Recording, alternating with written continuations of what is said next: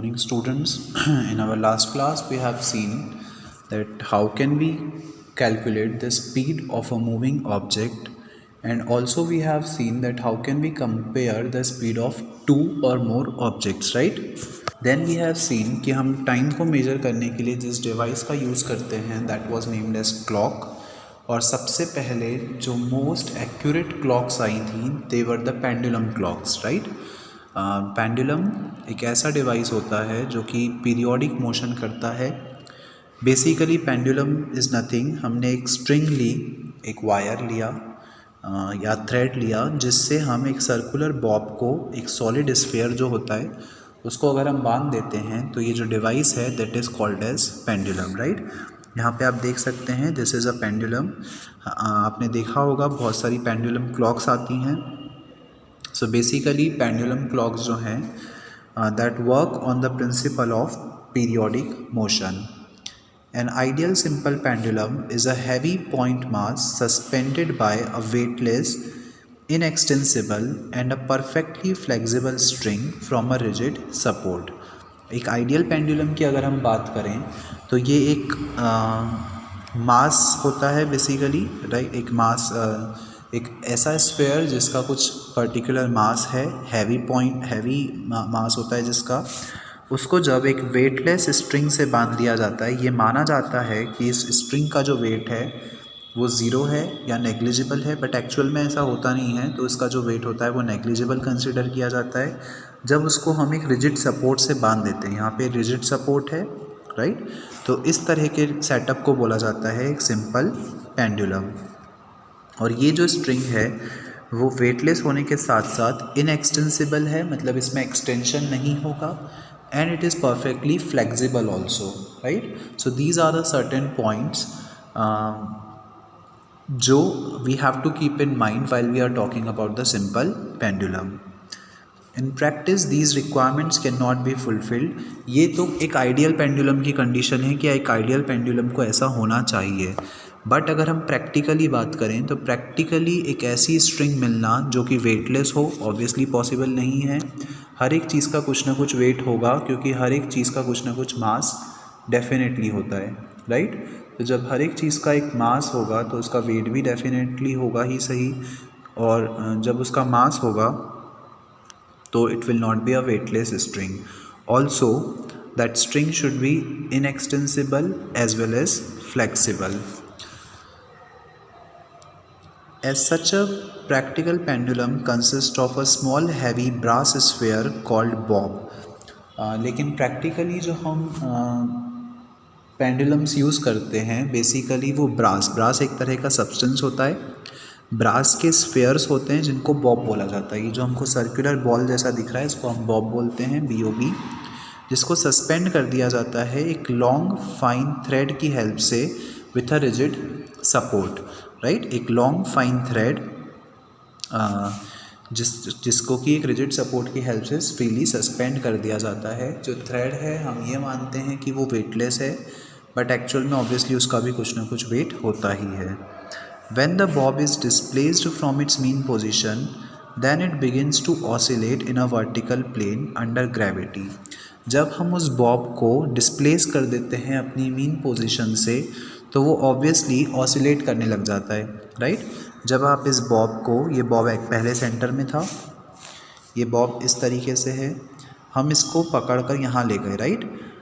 उसके बाद जैसे ही हम इस बॉब को छोड़ेंगे तो वो इस तरीके से अपनी मीन पोजीशन के लॉन्ग ऑसिलेट करेगा, राइट. और जिसको बोला जाता है बेसिकली ऑसिलेशन. जब वो अपनी मीन पोजीशन के long to and fro motion करता है वर्टिकल प्लेन में तो उसको बोलते हैं oscillation. So whenever an object is possessing to and fro motion from its mean position in a vertical plane, then it is called as the oscillation, right. This to and fro motion of a simple pendulum is an example of a periodic or an oscillatory motion. ये जो to and fro motion होता है simple pendulum का, ये example है periodic या oscillatory motion का, right. सो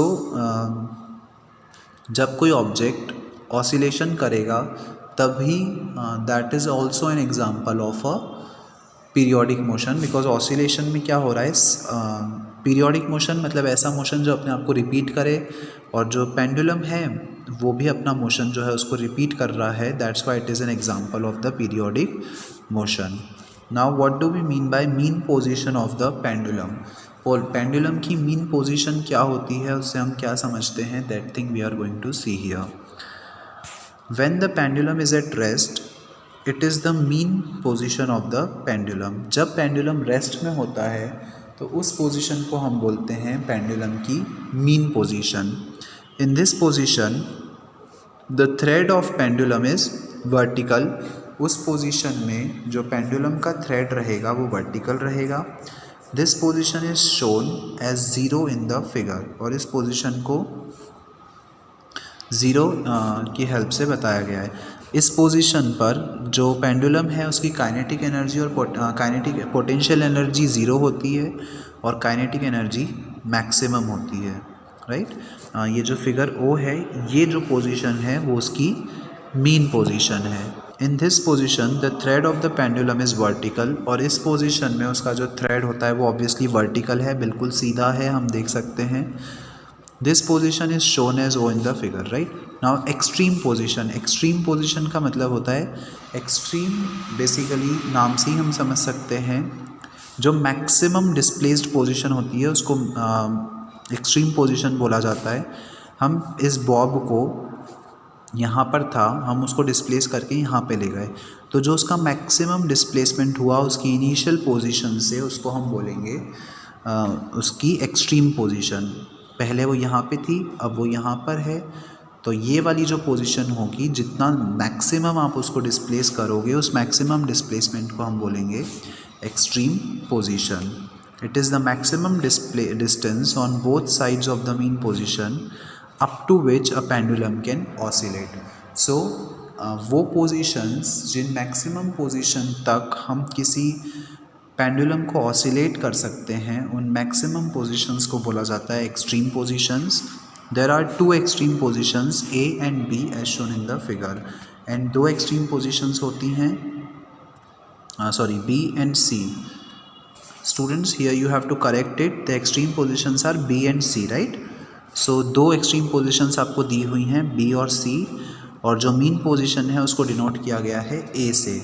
यहाँ पे आपको ज़ीरो की जगह इसको ए कर लेना है, okay. So mean position is the A, B और सी जो है वो उसकी एक्सट्रीम पोजीशंस हैं. इन दिस वे एक सिंपल पेंडुलम जो है वो वर्क करता है और अपनी मीन पोजीशन के अलॉन्ग ऑसिलेट करता है. Now the pendulum is said to have completed one oscillation if it moves from one extreme position to other and back. हम ये कह सकते हैं कि पेंडुलम अपना एक ऑसिलेशन कंप्लीट करता है जब वो अपनी एक एक्सट्रीम पोजीशन से दूसरी एक्सट्रीम पोजीशन तक कंप्लीट जाता है और वापस आता है, राइट.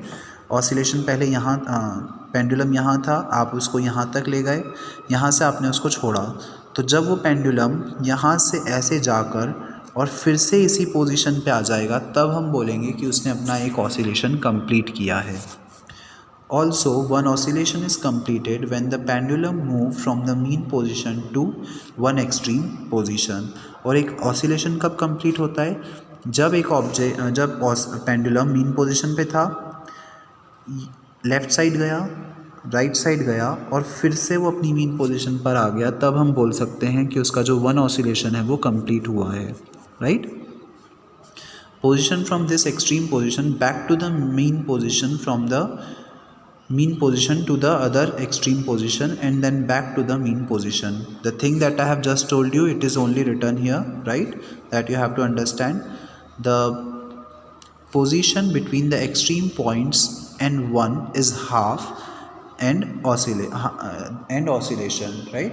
ऑब्वियसली बात है कि पूरा ऑसिलेशन हम किसको बोल रहे हैं, दोनों एक्सट्रीम पॉइंट के बीच के डिस्टेंस के बीच में जब पेंडुलम मूव करता है तो वो कंप्लीट ऑसिलेशन, और एक एक्सट्रीम पोजीशन से मीन पोजीशन की जो डिस्टेंस है that is half of the oscillation, और rest half is this one, right. So इस तरीके से एक पेंडुलम का ऑसिलेशन जो है वो कंप्लीट होता है. while from the mean position to the extreme position is 1/4 of an oscillation। और मीन पोजीशन से एक्सट्रीम पोजीशन जो है वो 1/4 है ऑसिलेशन का। Now the time taken by the simple pendulum to complete one oscillation is called its time period. आपने pendulum को displace किया, उसको छोड़ा, पेंडुलम को एक ऑसिलेशन कंप्लीट करने में जितना समय लगता है उसको हम बोलते हैं टाइम पीरियड। ओके, तो एक पेंडुलम को जितना समय लगता है एक ऑसिलेशन कंप्लीट करने के लिए, that time is called as the time period. Now students, here one activity is given to you that you have to read by your own. Okay, ये एक्टिविटी आप खुद पढ़ेंगे। नाउ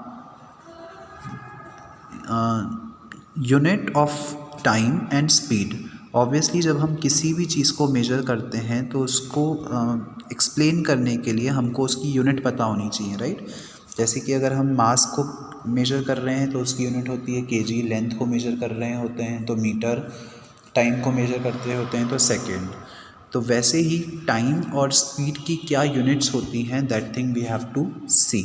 ओके, बेसिकली उसके पहले हम देखते हैं कि यूनिट्स की हमको रिक्वायरमेंट क्यों लगी। ऑब्वियसली बात है कि पहले के टाइम पे चीज़ों को मेजर किया जाता था 1 बिलास 2 बिलास, या जो राजा होते थे वो अपने वेट के अकॉर्डिंग मास को मेजर करवाया करते थे, राइट। तो वो जो यूनिट्स होती हैं, वो जो तरीका था मेजरमेंट का वो बहुत गलत तरीका था, राइट। क्योंकि हर एक के साइज़ का हर एक के हाथों का साइज़ अलग अलग होता है, हर एक का वेट अलग अलग होता है, तो उस तरीके से हम एक एक्यूरेटली चीज़ों को मेजर नहीं कर पाते थे।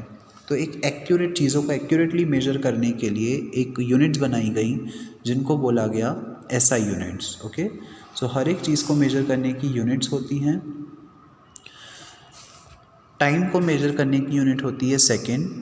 टाइम को अगर हम एक्यूरेटली मेजर करना चाहते हैं तो उसको हमको सेकेंड में मेजर करना पड़ेगा, और जिसको हम डिनोट करते हैं एस से। Time is also measured in minutes, hours and days. Time को सेकेंड के अलावा हम मिनट, आवर और डे में भी मेजर कर सकते हैं जब ज़्यादा अमाउंट ऑफ टाइम की बात हो रही होती है तब। और डे के अलावा आप ईयर तक उसको मेजर कर सकते हो। Different units of time are use for different measurement, are use to measure different interval of time, right. अलग अलग टाइम की यूनिट अलग अलग टाइम इंटरवल को मेजर करने की यूज़ होती है। For example, your age is measured in years. हमारी एज हम ईयर में मेजर करते हैं कि हम 10 साल के हैं, 20 साल के हैं, 15 साल के हैं। तो यहाँ पे हमने टाइम को कैसे मेजर किया, ईयर में। And time taken to complete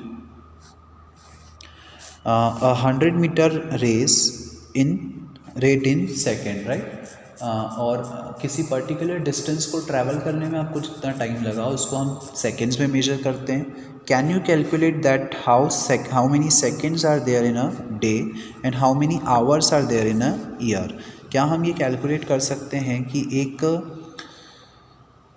एक दिन में कितने सेकेंड्स होते हैं, या हाउ मेनी एक साल में कितने आवर्स होते हैं। So obviously students we can calculate it, right. हम इसको कैलकुलेट कर सकते हैं। कैसे कर सकते हैं, there are 60 seconds in 1 minute, 60 minutes in 1 hour and there are 24 hours in 1 day, right. आपको पता है एक दिन में 24 आवर्स होते हैं, हर एक आवर में 60 मिनट्स होते हैं और हर एक मिनट में 60 सेकेंड्स होते हैं, right. So number of seconds in a day कितने हो जाएंगे।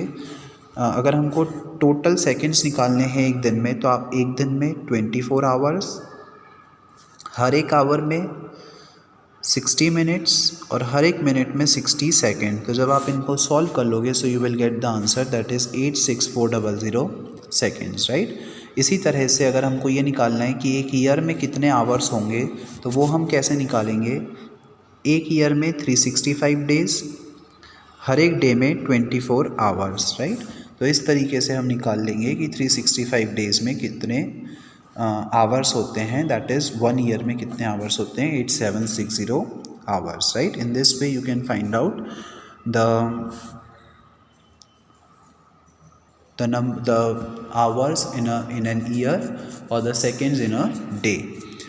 Now टाइम की तो यूनिट हमने देख ली, second, minute, hour, year, right, day, वैसे ही स्पीड की यूनिट क्या होती है, बेसिकली स्पीड क्या होता है, स्पीड का फॉर्मूला आपने देखा था, डिस्टेंस ट्रेवल्ड अपॉन में टाइम टेकन, राइट।